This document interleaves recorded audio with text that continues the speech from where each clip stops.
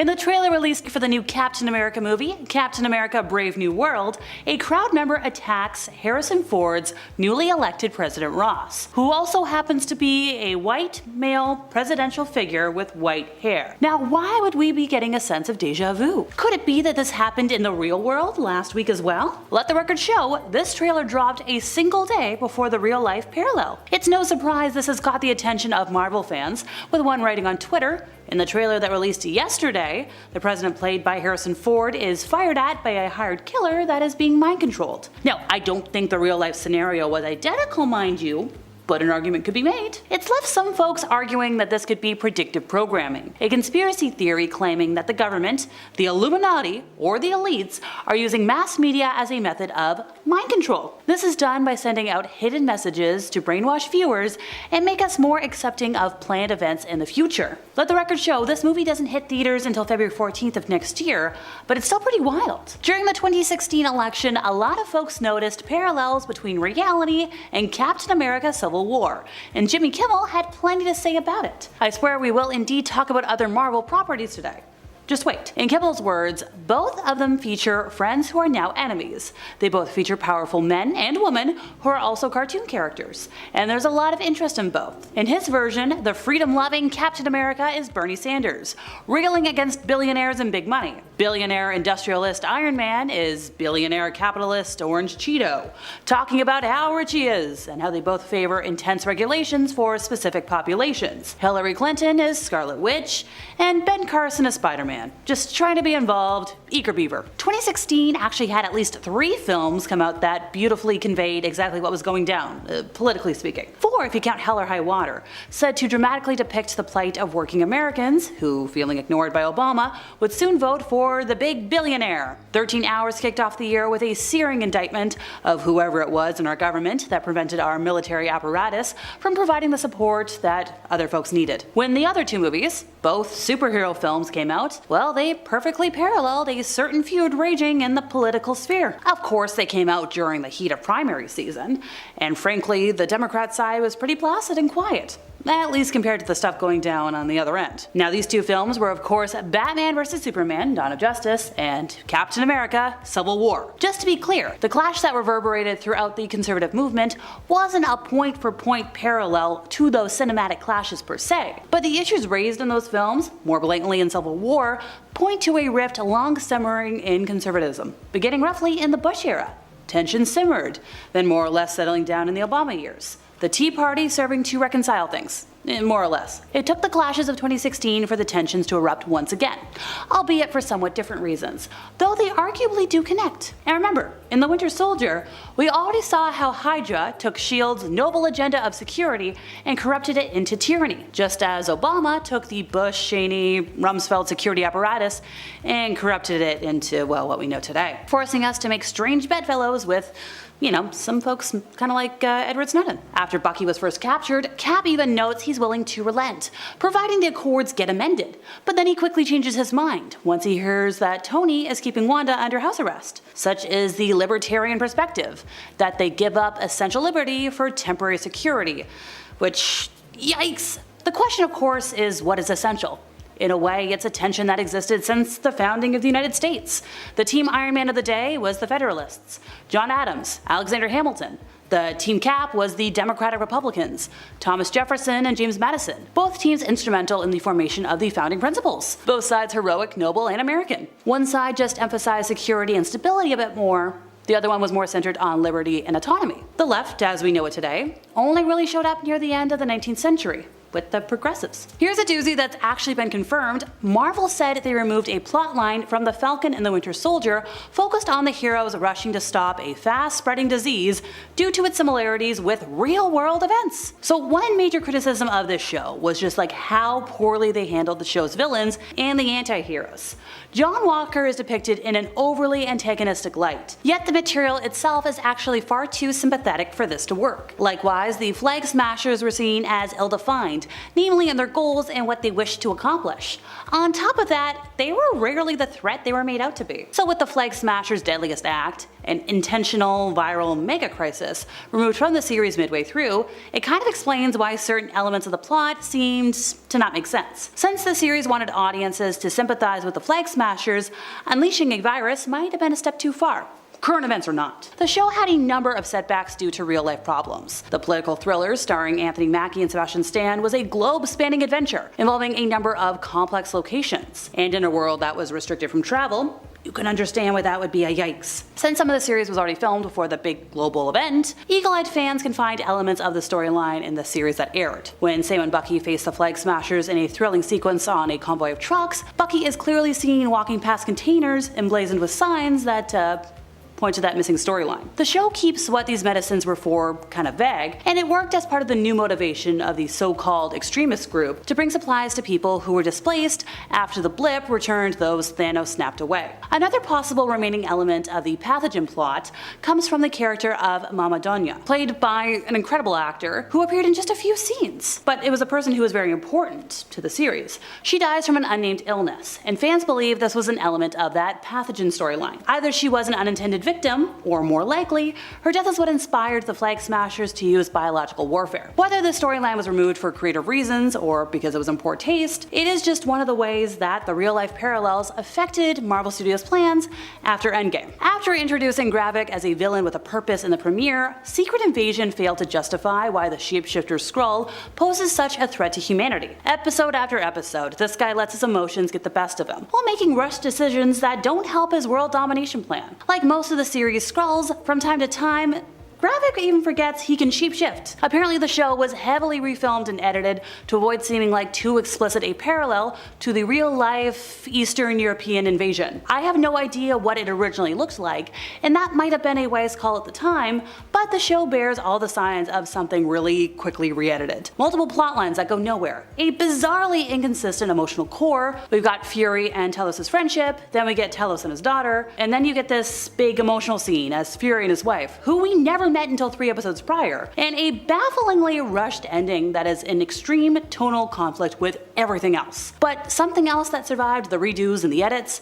a persecuted minority, driven out from everywhere by the pursuing forces, tries to integrate with the local human populace, but fearing rejection, intentionally and successfully infiltrates highly powerful institutions and positions in complete secret, with the goal of replacing the locals? Well, if you're going to replace the Skrulls and the humans with some other very choicy and controversial ideas, and this is pretty much exactly what extreme, well, conspiracy nuts think is happening. Certain folks are trying to replace people by seizing power in secret and pushing their agenda.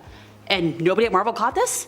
They describe this show as paranoid, but it doesn't just invoke an atmosphere of paranoia. It is kind of a parable taken from the most paranoid and hateful minds imaginable. I hope it was unintentional, but that is a lot of overlap for a coincidence. Number 10. Franklin Richards warps reality. Perhaps the Fantastic Four were well known once, but were forgotten due to a mishap with Franklin's powers. In the comics, Franklin Richards is the son of Susan Storm and Reed Richards, who happen to have reality warping powers, or at least that's what he was known for. At one point, Franklin even uses said powers to protect his family and much of the world from the villain Onslaught. When many of the beloved superheroes from the Marvel main continuity universe are forced to sacrifice themselves in order to defeat Onslaught and protect the Earth, Franklin subconsciously uses his powers to instead place these heroes, saving them, keeping them safe in a pocket dimension known as Counter-Earth, which takes the shape and form of a child's toy ball. This new world he'd created would be known as Heroes Reborn in regards to the reality and history of it, as the heroes who lived there actually did not know of their former lives, but thought that they had always existed in this version of the universe, which they saw as the main one, at least at that time. Eventually, however, they'd return, rediscover their prior lives, and in essence be resurrected back into the main comic book continuity.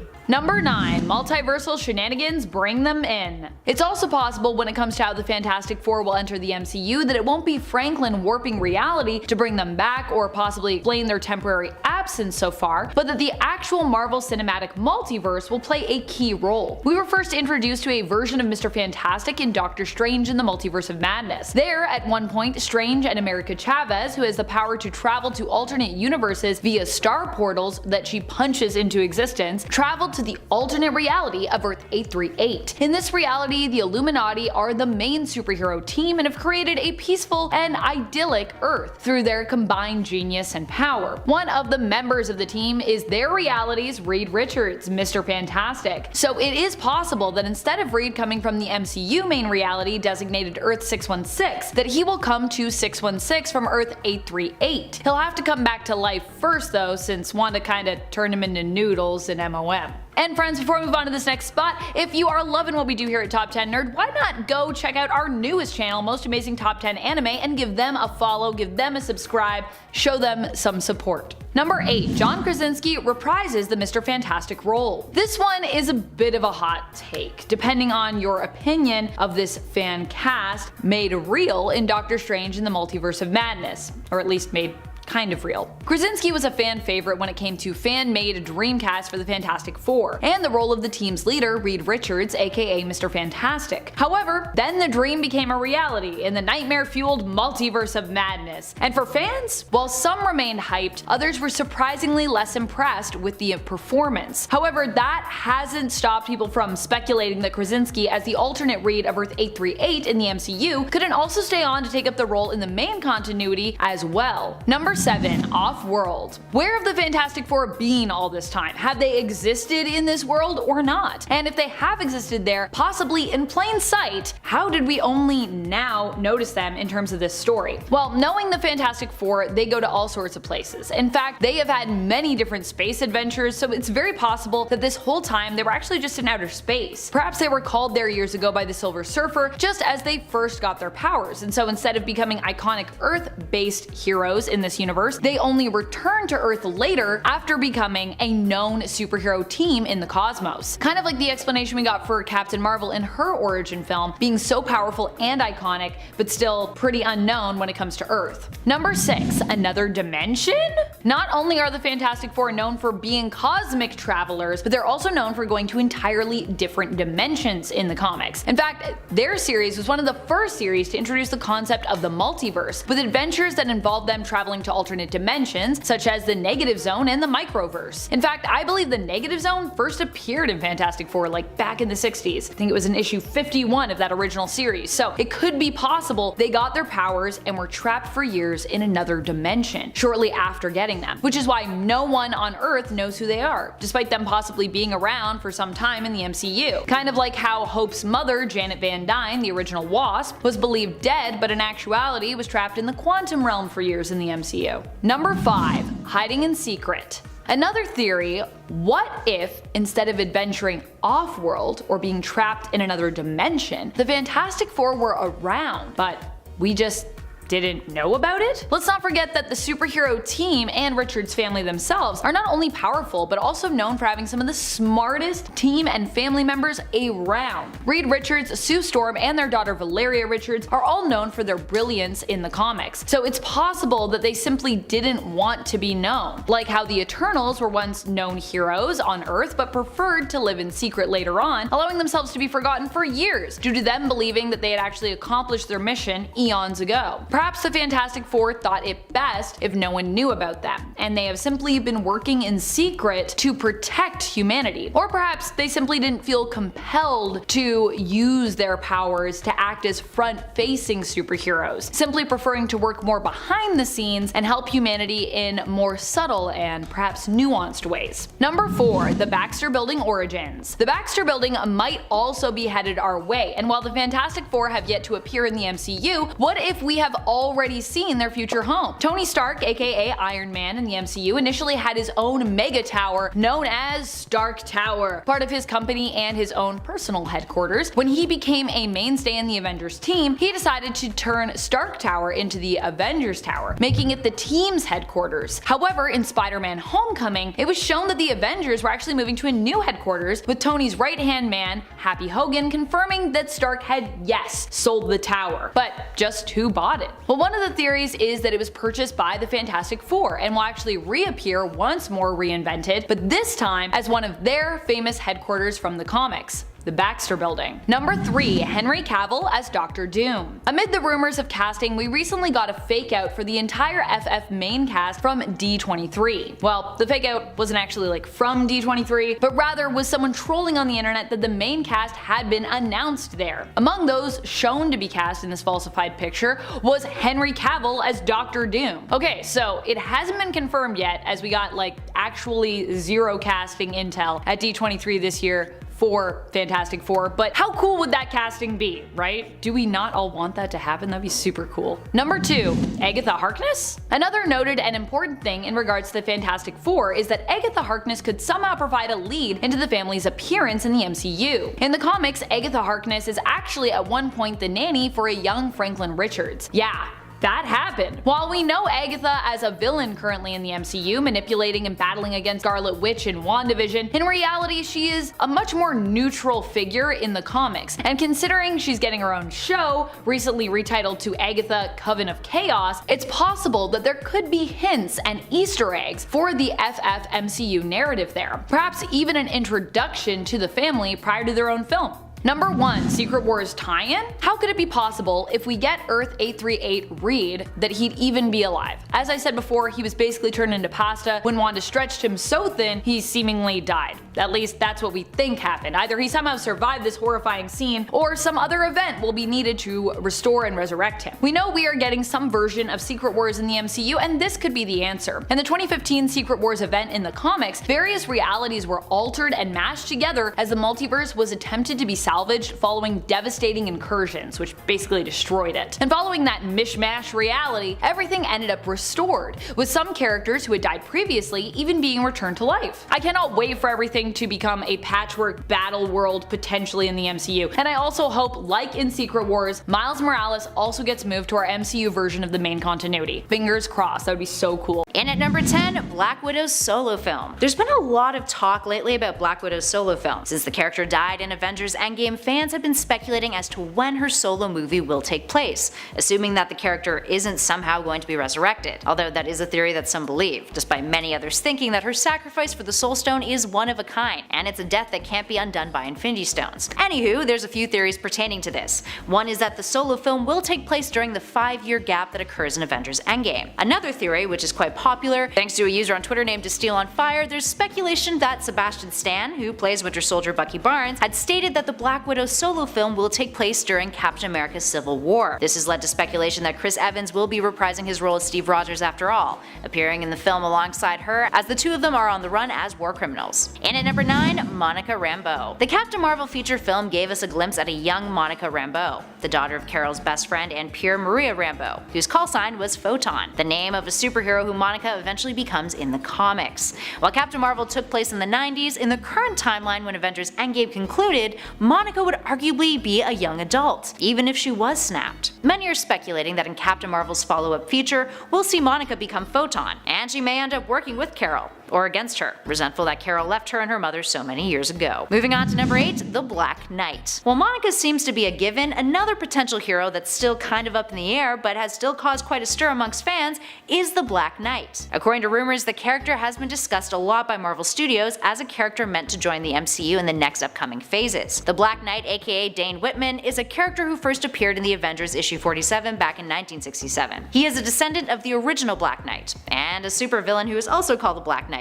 His nephew, rather. Plus he carries around a mystical sword, which is kinda cool. It's believed the character may have already been introduced according to another fan theory though. The Quantum Realm in the Ant-Man and the Wasp film may have had a secret hidden city located within it, an Easter egg that fans had picked up on. Twitter user Jeremy Conrad made a claim on social media that Marvel plans on using the Quantum Realm to introduce the character. It's actually the only connection between the two currently, although the internet is really hyped about it. Plus, Dane Whitman's love interest is also coming to the MCU. Cersei, one of the Eternals in the upcoming Eternals film, who will be played by Angelina Jolie. And in addition to that, Marvel has also recently released reprinted comics that feature the Black Knight in them, which is an interesting choice, unless it was done for marketing purposes.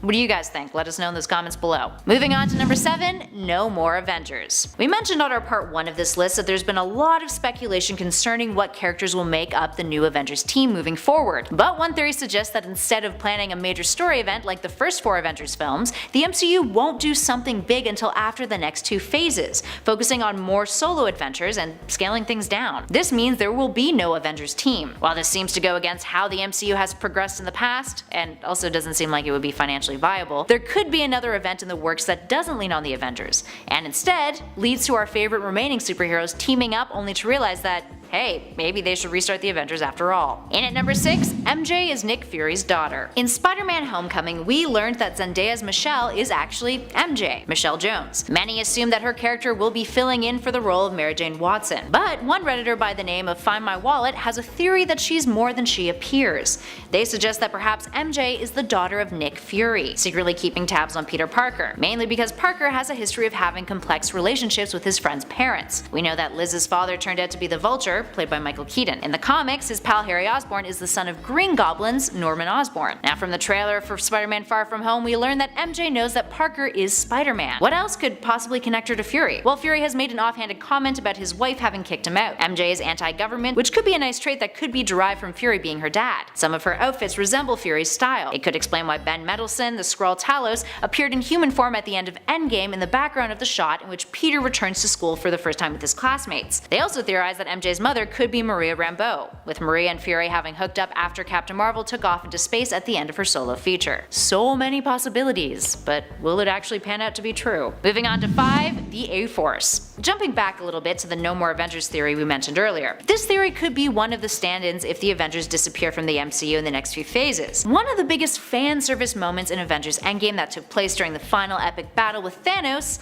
outside of the Avengers compound, was when all of the women of Marvel, the remaining living heroes, took a stand and fought together alongside Captain Marvel, with a line throwback to something that Black Widow had said during the Battle of Wakanda in Infinity War: "She's not alone." Some fans saw this as the beginnings of an introduction to the A-Force, an all-female superhero team. This rumor has only been further perpetuated by Brie Larson, who plays Captain Marvel, noting that she'd be super into an all-female Avengers movie, and that it would be cool to see all the female heroes interacting. And according to rumors, Tessa Thompson, Zoe Saldana, Karen Gillan, Scarlett Johansson, and more of the MCU female actors have actually pitched the idea to Marvel Studios. So hey, who knows? Maybe it might be a thing. Moving on to number 4, Kang the Conqueror. There's been a lot of chatter concerning who the next big bad of the MCU will be. Thanos leaves some pretty big Titan-sized shoes to fill. But since time travel was one of the core elements of Avengers Endgame, many fans have begun to speculate that the next primary antagonist in the MCU will be a villain whose jam is traveling through time. We're talking Kang the Conqueror. Kang first came to be in the Fantastic Four issue 19 back in 1963. The story goes that in the 31st century, a scholar named Nathaniel Richards, who was possibly a descendant of Reed Richards, becomes fascinated with time travel and stumbles upon one of Dr. Doom's inventions that makes use of time travel technology. He goes back to ancient Egypt, becomes a pharaoh named Rama-Tut, and is later defeated by the time-displaced Fantastic Four.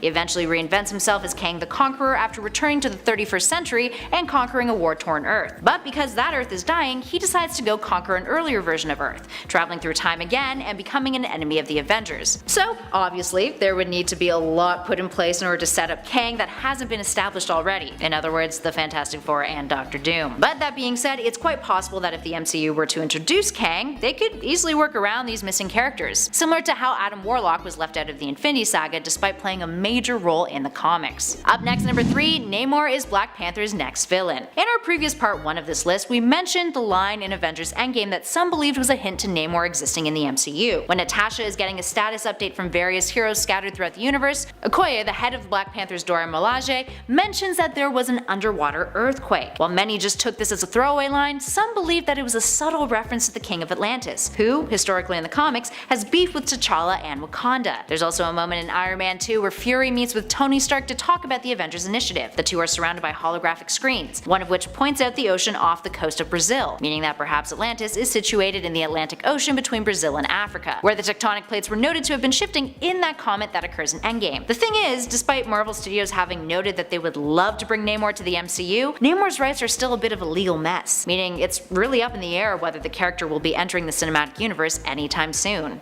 if at all. Up next, number 2, Secret Wars. We mentioned on our previous list that many fan theories have speculated that Secret Invasion would be the next big saga to take place in the MCU now that the Infinity Saga has wrapped up. Makes sense, considering the Skrulls were introduced into the MCU during Captain Marvel's solo feature.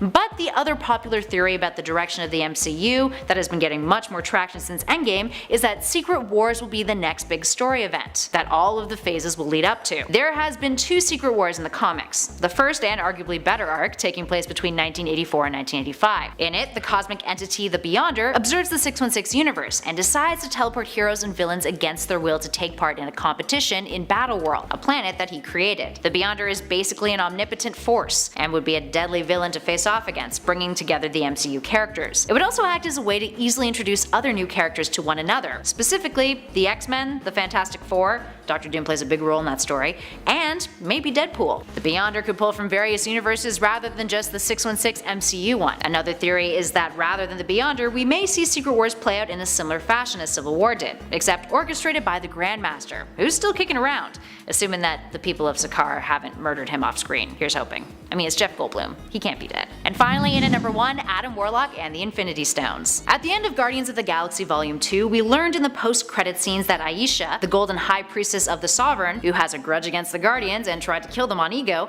has been working on a powerful secret weapon, something that resides within a big golden cocoon that was implied to be Adam Warlock. She says, I quote, "That, my child, is the next step in our evolution. More powerful, more beautiful, more capable of destroying the Guardians of the Galaxy. I think I shall call him Adam." Yeah, seems about right. A redditor by the name of Danny Jerome Zero came up with a theory that suggests thanks to Adam's existence, the Infinity Stones, which Thanos destroyed in the Prime timeline, aren't actually gone. We know that thanks to Wong, the Infinity Stones are crucial to universal balance, and from the Chosen One that removing them from a timeline could have dire consequences. In Endgame, Thanos says he reduced the stones to atoms, which this theory suggests is actually a play on words and an Easter egg referring to Warlock, and that Thanos actually gave them to the cosmic hero. While it seems quite unlikely that the Mad Titan would just give up the stones to someone we've never seen fully on the screen before, there could be a tie-in there, considering the powers and abilities that Warlock has, and his history with the stones. In at number 10, multiple timelines in Phase 4. This theory suggests that by the end of Phase 4 of the MCU, the universe will be splintered, and we'll be seeing films take place in multiple different alternate realities. Now, Bruce Banner noted that you can't affect the present or future by changing the past. Instead, going back in time creates multiple timelines.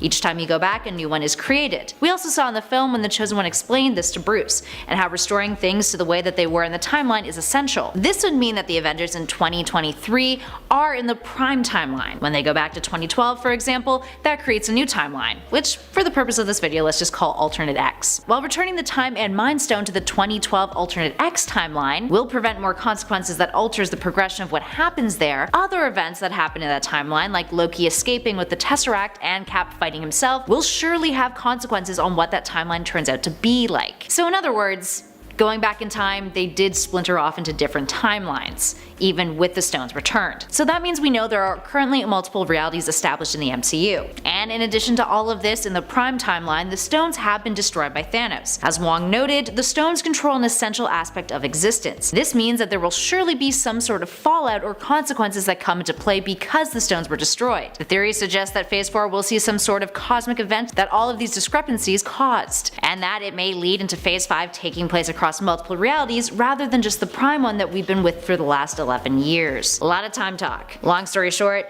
MCU could be going into alternate reality land in the near future. In at number 9, the clanging. Those who have seen Endgame know that there was no end credit scenes for the film, but there was one little surprise, a sound effect that played over the Marvel title card of metal clanging. Many believe that this was an Easter egg, with the sound effect being the one from 2008's Iron Man when Tony was working on his Mark I suit while being held hostage in that cave. While it could very possibly just be an homage to the hero and where it all began, others think it could be something else. The most popular alternate theory is that it was the sound of Eitri, the giant dwarf, forging a new Infinity Gauntlet. Others think that it was the sound of Wolverine's adamantium claws and is a hint to the X-Men character's introduction into the MCU. But to be fair, Wolverine's claws generally sound like this.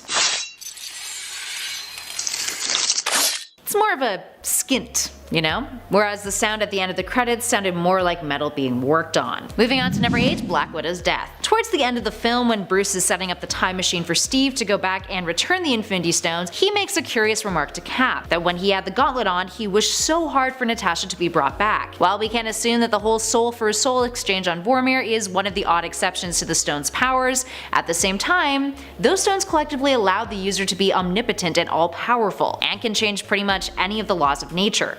So could they potentially counter the rules on Vormir? That's what this one theory suggests, that perhaps when Hulk snapped and reversed Thanos' snap, he also managed to bring Natasha back, although she's out there somewhere, either on Earth or back on Vormir, now trapped. While it seems like a bit of a long shot, and a desperate hope of Black Widow fans, Natasha is set to have her own feature film, which we've all just assumed is a prequel that explores her early life in the Red Room and pre-SHIELD. That being said, if Banner was able to resurrect her and she ends up popping up on Vormir, her story could perhaps take a different turn, and maybe somehow intertwine with Hawkeye's upcoming series. If we're running with that theory, Hawkeye's show could very well be him putting together the West Coast Avengers, in response to what happened with Thanos as opposed to in response to Secret Wars like in the comics, and the team could eventually be working on a mission to rescue Natasha. There's also many a theory surrounding Black Widow that riffs off of how Gamora came back in Endgame, with a past Natasha coming to the Prime timeline, but that seems a tad far-fetched, although who knows at this point. And at number 7, Captain Marvel and Valkyrie. Over the past few months, the internet has been hardcore shipping Captain Marvel and Valkyrie. This fan theory has been perpetuated by both Brie Larson and Tessa Thompson, the actors who play Captain Marvel and Valkyrie. The two of them have been quite active on social media when it comes to sharing fan art, and even flat out knowing that they too ship the pair. Naturally, we can't help but wonder if Marvel Studios has taken note. Valkyrie was declared the first bisexual character in the MCU, and they may want to give the character a love interest, considering the main romance stories from the past 11 years have been wrapped up. Steve got to be with Peggy and got that dance after all. Pepper and Tony had a child. Thor and Jane broke up, but here's hoping Natalie Portman comes back for more. And Natasha and Bruce never really amounted to much after Age of Ultron. Plus, Carol just got that haircut, so you know, she's putting out some major queer vibes. And at number 6, 5 years later. One scene that really stood out to a lot of fans at the end of Endgame was when Peter and his fellow peers returned to school, and he and Ned had an emotional hug. Because of what we've seen in the upcoming Spider-Man trailer, we know that Peter and his main group of friends were mostly snapped, since they are all about, you know, the same age. But 5 years have passed, and that means a portion of their class that didn't get snapped would have already graduated from high school, and a new group of younger students,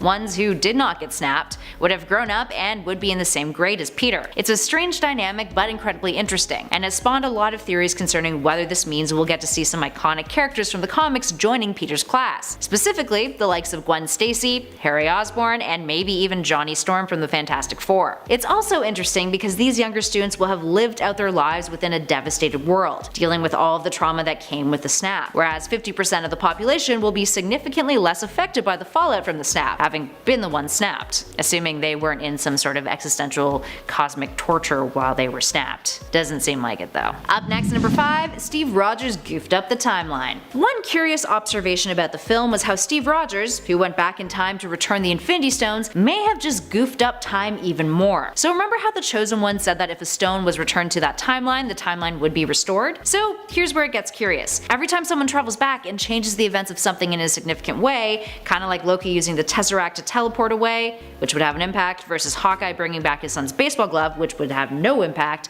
the timeline becomes an alternate reality. Make an impact, it diverts. So in theory, Steve would have to be incredibly stealthy in order to return each of the stones back, and not accidentally change events so to create an additional reality, since the 1970, 2012, and 2014 realities that the Avengers traveled back to have already become their own alternate realities. So alternate realities, but then Steve creating more alternate realities because he just changes things up even more. So that's a lot of pressure to not screw up. I mean, he is Captain America though, he can handle it. Even if Steve did manage to get everything back exactly the way it was and didn't do anything else, like fight himself again, he has changed one of the timelines in a big way, by living in it. He goes back in time, reconnects with Peggy, and then marries her, lives with her, and apparently has kids. So, if that then became a new alternate reality, first off, how did he end up back in the Prime timeline at the end of the film, old and ready to give Sam his shield? Even if we ignore that, or if one of you has a plausible explanation for how that works, Steve living in the past with Peggy regardless changes things. Like I said, they have kids, so what consequences will that have? This theory suggests that the next phase of the MCU will largely be impacted by the consequences of Steve Rogers staying in the past, since in the prime timeline there are technically 2 Steve Rogers, assuming that old Steve didn't jump through time again to return to the prime timeline, specifically at that moment, to give Sam his shield, and all of us closure. Up next, number 4, the new Avengers team. Of course, one of the biggest speculations is what the future of the Avengers initiative will look like, and who Nick Fury will recruit to take the place of the original team. Captain Marvel seems like the obvious choice, now back in contact with Earthlings, reacquainted with Fury, and definitely the next best thing in terms of replacing Steve Rogers. Sorry Sam, you're just not there yet, buddy. Spider-Man also seems like a shoo-in, since Fury, based on the Spider-Man Homecoming trailer, goes to the young hero for help, since, well, none of the heavy hitters, minus the Hulk, are left from the original team, assuming Hawkeye does take off to start the West Coast Avengers or retire like he intended prior to Civil War. Having the banner-fied Hulk still be a part of the team could work, but as a scientific consultant, which makes sense too. Who else? Well, it's a little hard to see Stephen Strange becoming a full-time member. Dude has a lot of responsibilities as Sorcerer Supreme, and same with T'Challa, being King of Wakanda and all. But Valkyrie could potentially take some time off from leading New Asgard to step into Thor's shoes on the team, and perhaps we've yet to be introduced to other potential characters who might become part of the roster. Speaking of new characters, in at number 3, Namor. There's a line in Endgame in which an earthquake under the sea is mentioned, and then is pretty much brushed off by the response of, "We handle it by not handling it." Sure, that could be pragmatism at its best, considering the Avengers had their hands full with, fixing Thanos' mess. But some fans have taken it as a hint to an upcoming introduction. We're talking Namor the Submariner. The rights to the character are still a little bit of a legal mess at the moment, so if this were true and it was a hint to the existence of the Golden Age anti-hero and King of Atlantis, that could potentially set up some solid story arcs in the future of the MCU, specifically between T'Challa and Namor, who go way back as rivals and foes. If the rights for Namor are settled, introducing the character and Atlantis as a threat to Wakanda could be an interesting direction for the future Black Panther films. And at number 2, Secret Invasion. This is another theory that surrounds the end scene with Peter returning to high school. As one user on Reddit pointed out, the administrator that is welcoming kids back to school behind Peter is actually a familiar face to the MCU. It's Ben Mendelsohn, who played Talos in Captain Marvel, the leader of the small group of Skrulls that Carol ended up aiding. His appearance in the film could mean that perhaps the MCU is laying the groundwork to introduce the next big saga that will begin in Phase 4, Secret Invasion, which was a theory that many had going into Captain Marvel. Captain Marvel's solo feature introduced the Skrulls to the MCU, a race of shape-shifting aliens who the Kree have long been engaging in war. The Skrulls were a big part of the Secret Invasion story event. They had infiltrated Earth and replaced some of the most prominent and important characters in the Marvel Universe with Skrull agents. Captain Marvel's film ultimately paints the Skrulls as the good guys and the Krees as the villains though, with the Skrull population dwindling thanks to the Krees' eradication of their race. But perhaps the Skrulls have returned to Earth now and are using it as a refuge. We still don't know what Carol has been up to in the past several decades too, between the 90s when her film was set and 2018 when the snap occurred, so who knows what the Skrulls have been up to. And finally, in at number 1, the snap created mutants. This is perhaps one of the most exciting theories on our list, that the events of Endgame will directly be responsible for the introduction of mutants into the MCU. So for context, consider this. On the Prime timeline, the Infinity Stones have been used to cause and affect universe-wide twice. The first was Thanos' initial snap in Infinity War, and the second when Bruce Banner revised the original snap after the Avengers made their own gauntlet. It's noted in both in the original Avengers and in Endgame that the stones give off gamma radiation. It's the reason why Hulk is able to survive using the new gauntlet and why Tony was not. So theoretically speaking, because of how massive an effect the stones had, there's a solid chance that a massive burst of gamma radiation could affect a small population of people, especially since the second gauntlet did not contain the stones as well as Thanos' original one from Eotri did. The theory speculates that the burst of radiation creates the mutants, therefore introducing them into the MCU and covering Marvel Studios' butt for not having mutants be present in the past. Another theory that explores the introduction to mutants is a riff off of the first theory we discussed on our list, that the universe will splinter and it will be on one of these alternate realities that mutants rise up. But if we're being honest, we'll likely see them in the Prime timeline. But events like Age of Apocalypse are now very much a possibility now that multiple timelines are floating around in the MCU. Number 10, Howard the Duck and Spider-Ham movie. Now this one is an absolute long shot, which is why it's placed so low on the list, but I mean, come on, how cool would it be to see a buddy cop style movie featuring these two? With the popularity of Spider-Ham on the rise after Spider-Man Into the Spider-Verse, and with Howard the Duck already being an established character in the MCU, it could really happen. The only question is, would it be like an animated feature, or will we get to see a more lifelike version of Peter Porker? Like I said, this is probably one of those ideas that'll never actually see the light of day, but Hey, a guy can dream, right? Number 9, Miles Morales and Homecoming 2. Sticking with a Spider-Man-ish theme, there is another prediction that I would love to see come to life. With Spider-Man Homecoming not so subtly confirming the existence of the new age Spidey in the MCU through Donald Glover's character, fans have since been theorizing and hoping that he would get introduced in the next Spider-Man movie. Now, although we didn't actually get to meet him in Spider-Man Far From Home, we have been given a few appearances of the character through the spectacular Spider-Man Into the Spider-Verse, as well as his role in the Spider-Man PS4 game. Given the popularity of the character and the Miles Morales-centered video game coming to the PlayStation 5, I really think it would be in Marvel's best interest to bring this character to the big screen. Number 8, Adam Warlock and Pip the Troll. Now, it's no secret that Marvel hinted at the arrival of Adam Warlock at the end of Guardians of the Galaxy Volume 2, and while Starlin didn't actually create the character, he did write some of the major stories for him. He and fans also view the introduction of Adam Warlock as an opportunity to bring another one of his own characters into the MCU, Pip the Troll. Now, if you don't know who Pip is, he is this quirky little alien that's usually depicted by Warlock's side as his companion, but he doesn't actually possess any powers. Starlin also states that Pip would be someone for him to chat with, you know, his own little personal perverted degenerate, if you will. And adds that the cigar-smoking alien would be used as sort of comic relief, which all good Marvel movies have. Do you think Adam Warlock would be introduced in his own standalone movie, or will they introduce him as a villain or hero in the next Guardians of the Galaxy movie? Why don't let me know what you think in the comments? Number 7, the Mandarin versus Shang Chi. Now, this seems like the most obvious choice, as he is apparently set to appear in Shang Chi and the Legends of the Ten Rings, and I really think it'll be a missed opportunity if Marvel chooses to go in a different direction. Ben Kingsley's take on the Mandarin still does exist in the MCU after his introduction in Iron Man 3, and rumor has it that the character could return in some capacity to play the antagonist in Shang-Chi's cinematic origin story. As Starlin notes, this would have the added bonus of circumventing Marvel's problematic kung fu character, Fu Manchu. He states, I suspect they'll jettison Fu Manchu, and they could bring the Mandarin back. Ben Kingsley is still out there, but, you know, that's just speculation on my part. Number 6, Thor gets a new form. Now, this has been a theory that was going around long before the announcement of Thor Love and Thunder. With Chris Hemsworth's contract ending, it would make sense for Thor's hammer or Stormbreaker to find a new worthy wielder. In the comics, we do eventually see Jane Foster take up the mantle of Thor during her battle with cancer, and after Thor lost the ability to wield his hammer. Though this did have its drawbacks, as while she was Thor, all toxins were expelled from her body, and that included the radiation from the chemotherapy. This does unfortunately lead to her death, and later revival, which we'll get to that maybe in another video. With Natalie Portman reprising a role as Jane Foster in Thor Love and Thunder, will we get to see the storyline on the big screen? Well, I think yes, because if you look up the movie on IMDb, she is listed as playing Jane Foster and Thor. Good job all you fans out there who called this from a mile away. I hope you're as excited for this movie as I am. Number 5, New Avengers. Having already said goodbye to Iron Man, Captain America, and Black Widow in Avengers Endgame, I really wouldn't be surprised if other founding members of the Avengers slowly started to be phased out. And it seems like other fans agree with me because predictions have been going around on the internet about who the next Avengers might be. Now, in the comics, the Avengers team has appeared as many different combinations of heroes, like the Mighty Avengers consisting of Ares, Black Widow, the Sentry, the Wasp, and Wonder Man, or the A-Force consisting of powerful female superheroes such as She-Hulk, Dazzler, Medusa, and Singularity. This could be Marvel's excuse to bring a whole new batch of heroes to the big screen, and I really think they should take that leap. The original members will forever have a place in my heart since I grew up on them, but with such a large arsenal of heroes, it would be silly for the MCU not to use them. Number 4, Doctor Strange 2 and the Illuminati.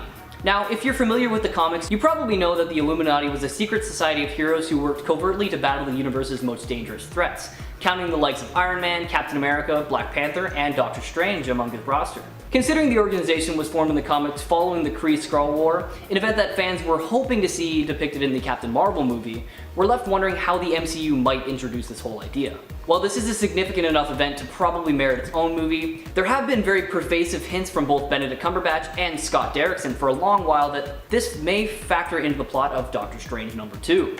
I guess we'll have to wait to see what Doctor Strange in the Multiverse of Madness has in store for us. Got any ideas of how they might actually implement this story? Why not let me know in the comments below, I'd love to hear your thoughts. Number 3, the Sinister Six introduction. Now, I'll definitely be the first to say that this is a bit of a leap, but considering the long-term fan thirst for a Sinister Six movie, which nearly got going under Sony but eventually, cratered alongside their Amazing Spider-Man franchise, it feels like the right time to give the supervillain stable their time to shine, especially since some core members have already been introduced, with Michael Keaton's Vulture meeting Scorpion and Shocker in Spider-Man Homecoming, and after meeting Mysterio in Far From Home, we're just one step closer. Though it might be a little bit risky pulling this off without seeming too rushed, as there will be very little character development for all of them, I really think if they buckled down and got serious about incorporating them, they could pull it off. Who knows? Maybe the third installment of Tom Holland's Spider-Man will introduce more members and set everything up for a fourth movie. Number 2, Nova movie. Having almost made an appearance in Guardians of the Galaxy, he was sadly drafted out before the final script. Nevertheless, there have been very persistent rumors about Nova getting his own solo movie, with Kevin Feige recently deeming him to have immediate potential in the MCU. It's likely Nova will show up in 2020's Guardians of the Galaxy Volume 3, and from there he could get a standalone outing in the latter end of Phase 4. Considering Infinity War sees Thanos annihilate Xander and the Nova Corps off screen, a Nova movie could potentially show the Mad Titans rampage in full, at once filling a peculiar gap from Infinity War and rolling into Nova's origin story. If they get everything in order and do it right, he could definitely be a breakout hero in Phase 4. Number 1, the Skrull-centered Secret Wars storyline might still happen.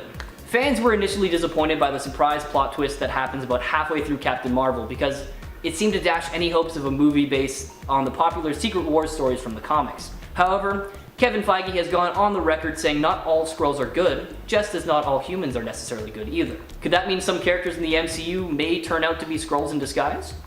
Who knows? One way or another, we probably haven't heard the last of the Skrulls, and personally, I hope to see this storyline see the big screen one day. Number 10. Tony will be important. This one's pretty undeniable. Strange clearly had some sort of plan, and considering he saved Tony by giving up the stone, many believe that 1 in 14 million chance involves him. Now of course, knowing Marvel, it could be that this is a red herring and somebody else will be important, but right now it's looking like Tony. Maybe he'll take the gauntlet, or help to find another way, or maybe he'll convince Thanos of the error in his ways and the Mad Titan will change his mind like in Marvel The End. Who knows? Number 9. The universe will probably be rewritten. Considering how many incredibly important people died, as well as, half of life in the universe, it seems super likely that there will be some sort of universal reboot coming up. It's unclear who will do it, how they'll do it, or what we'll end up with, but it's pretty clear that the new heroes won't be gone for long. However, it's not all good news because another of my predictions is number 8. The OGs are gonna die. Many have noted that it's kind of strange that the original Avengers all managed to survive the calamity. Thor, Iron Man, Black Widow, Hulk, and Cap all managed to avoid death, but they're also mighty close to the end of their contracts. So personally, I think we're gonna see the original Avengers sacrifice themselves in order to save the universe and allow for the new Avengers to take the lead moving forward. And I'll cry really, really hard. Number 7. The Gauntlet might be rebuilt. After seeing the crushed and seemingly useless Gauntlet at the end of the movie, it seems Marvel's trying to say that it won't be involved in the next one, and it could be that they're telling the truth. But at the same time, we know who built it, and we know it could probably be built again. It's possible that it'll be reforged so it can be wielded by someone else, especially with Zoe Saldana's previous slip-up when she talked about everyone having to go back for Gauntlet next year. It could be that the Gauntlet will be in the forefront of the next film too. Number 6. Vision may return. I was saying for ages that Vision wasn't gonna die in Infinity War because it was way too obvious. Well, he seems to have died. Boo. But Shuri may have / probably did manage to copy his consciousness, meaning we may be seeing Vision back sooner rather than later. And personally, I'm less psyched about Vision being alive than I am about possibly being slightly less disgustingly incorrect in my previous predictions. Ugh. Number 5. Captain Marvel. Oh yeah, we're gonna be having us some Captain Marvel, and it's gonna be great, because she's crazy powerful. For those who haven't seen it, this was revealed in the ending credits scene where we saw Nick Fury send a last-minute message and receive a reply with the Captain Marvel insignia, which I'm sorry is such a cop-out because we all knew she was coming anyway, but what can you do? At least it gives me a prediction that is almost certain to come true. Number 4. Nebula will get her time in the sun. For those who don't know, Nebula is highly involved in the Infinity stories in the comics, and she's actually the one who gets the gauntlet and reverts everything back to how it was. And considering she's managed to survive and has had a wicked redemption story thus far, I think the stage is set for her to play a big role in saving the universe, maybe alongside Captain Marvel. Then again, with all of Marvel's deviations from the comics, it's kinda hard to say how anyone will act moving forward. Number 3. Skrull incoming. Of course, as with any superhero movie, we're gonna need a baddie, and after the epicness that was Infinity War, they're gonna have to be pretty powerful. Since we know Captain Marvel's on her way over, this sounds like as good a time as any to have the shape-shifting Skrull rear their ugly heads and invade while the heroes of Earth are struggling to turn everything back. This would even work in with Strange's plan, since maybe it required half the Skrull to be eliminated in order to defeat them. Strange wasn't talking about victory against Thanos, he was talking about victory against the Skrull. It's a long shot and maybe more likely for Avengers 5, but I think it has a chance. Number 2. Thanos might change sides. We know we'll be seeing more of Thanos since the credits explicitly said so, but we don't know in what capacity we'll see him. Most assume we'll see the heroes taking him on without the gauntlet, but it could be that he'll be back fighting alongside the good guys. If a big threat invaded and Thanos really did have the honorable intentions he claimed to have, he may actually switch sides even if the good guys wouldn't exactly welcome him with open arms. Thanos has fought with the heroes in the comics when the universe was threatened, and if the Skrull threatened all life, not just half of it, he might have to help out. Maybe he'll even redeem himself in the end. This is given even more cred by the fact that Thanos recently led the Avengers in the comics. True story. Number 1. Ronan. I was predicting Ronan for this movie and I was wrong, but screw it, all the signs were pointing to it, I regret nothing. But now, Ronan's definitely coming. There's no doubt in my mind that Clint Barton's family will die in the great dusting or whatever you want to call it, and out of the ashes will rise Ronan. Finally, I swear.